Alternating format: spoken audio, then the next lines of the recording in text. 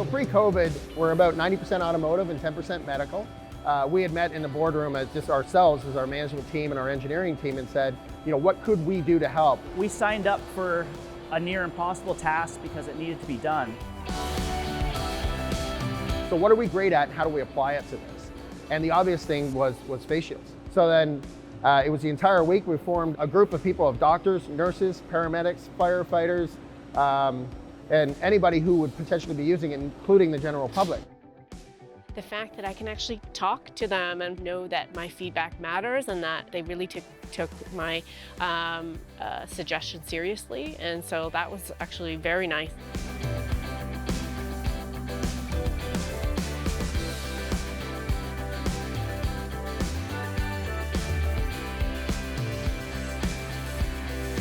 So that was 7 days from an idea to patent pending to submitting for a grant and having a grant approval within 7 to 8 days. So going from making 0 headbands a day, in early April, to be able to produce hundreds of thousands a day. We didn't drop our values of collaboration, innovation, integrity, and in our mission statement we talk about doing whatever we do with environmental accountability. And we don't make anything here that's not recyclable, and we were going to stick with that. So I'm proud to say we hired 65 college and university students in that time frame, and these kids decided, instead of staying home and collecting the grant money, to come to work and do something. They were automatically the top 2% of people in the world by saying, I want to go do something rather than staying home.